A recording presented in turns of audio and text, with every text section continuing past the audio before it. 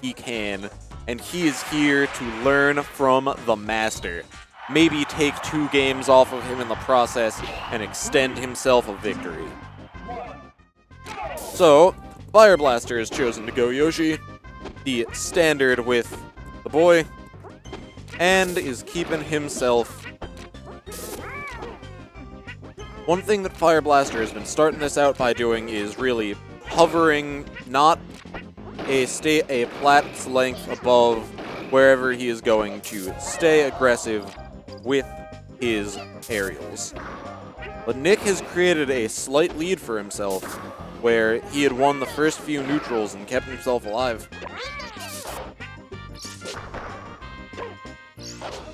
Unfortunate use of the up B. Unable to transfer the zip into the zap, and it fell to his demise.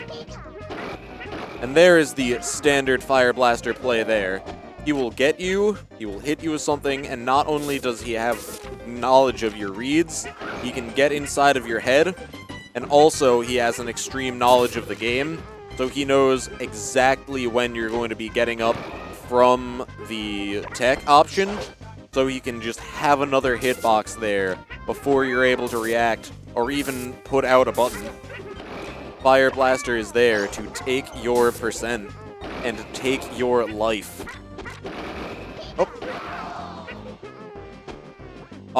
Slight mistiming on the up air. But Nick could have done a little bit better to edgeguard, but he's learning, so he's got opportunities. Great job taking first stock. He's easily in a position now where he can afford to take like a few risks for this stock, really try something new. Once again, a problem of only doing a single hit or a single input on the up B. Like, another thing that Fireblaster is so great at that makes him in such a position of privilege when playing 64 is that Yoshi is so great at shield pressure. So there are a lot of characters that when you shield against them, you're pretty much going to end up with a shield break. Yoshi is probably the king of those characters. Like, the up air combos into itself and moves and provides such like little shield drift that he is able to just keep throwing them out and put you in wherever he wants. Fireblaster sitting at a solid 3 stocks to 1, and at the time he was really just sitting or moving around the platforms waiting for Nick to make a move. Like, unfortunate missed input on the forward smash. Set Nick into a situation where he had to fend for himself for a few seconds. And, great placement of the up tilt allowed Nick to take a second stock from Fireblaster. He's still in a position where he could take the game and keep himself alive, but he is going to have to man his up B. Unfortunate.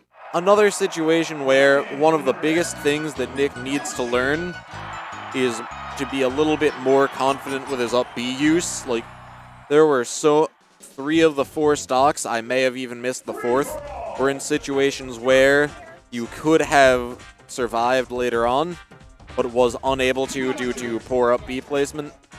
So if he's watching that, that's definitely something to work on. Maybe just spend a day practicing just getting back to stage really deep. Because Pika is a character that can go so deep just to get those kills. He'll get the back air, he'll get the up air, up B. Oh man, I'm back to safety.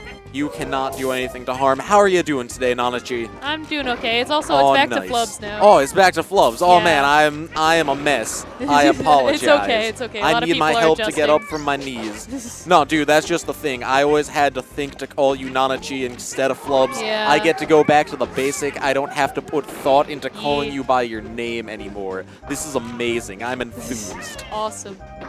So anyway, that was a great, wow. Amazing recovery from Slick Nick over Holy there. crap, he has earned the slick once again. That was very slick. Oh, so slick. But do you know who else is slick in this community? Who? The Fireblaster. Yep. The slick Fireblaster was right over there, right where he knew Slick Nick would be with that slick up air, leading to a slick first stock Silky being removed from play. Forward air sends Nick right to the bottom and navigates out of the way of the egg and gets himself, I don't want to say safely back on stage because he's immediately back in a Fireblaster combo, but he's on stage. Yeah. Yeah, just a lot of good spacing Good use here. of forward air from Slick. Yeah, like, Ooh, back air. Slick knows what Javi's going to go for, and he's just Good old trying to avoid it. Ooh, that was another Slick up Yep. air, taking Slick Nick's second Slick stock. Oh, things are looking not grim. He can still fight, but he is looking like he is getting really caught in the Fireblaster web of intrigue and web of absurdly long combos. That was something, Javi. Oh, that was... Oh, this man is taking risks. Jeez. He is in a position of privilege. Fireblaster's on Javier, the warpath. I He's am looking to afraid kill. of this. Oh my. Terrifying. Look at that face. That is the Ooh. face of a Stone Cold Killer. Oh, and he loses. Phenomenal forward smash. Phenomenal. It is such, like, especially against, like, people who have gotten a little bit confident with their recovery, forward smash is a phenomenal edge guarding tool with Pika. It's like, I feel like Sakurai just decided somewhere this character needed more options. When he was done programming the game, then he decides, you know, Yeah. Pikachu needs more options. Give him more good moves. And it was done. And an un-edge guardable recovery, basically. Oh, yeah. If If the he Pika is- messes up, you're good, but Like, they no, like, the thing is, for Pika, it's invincible only when it's not moving. So, you have time, you are able to edge guard, but you need to be very, very aware of the situation.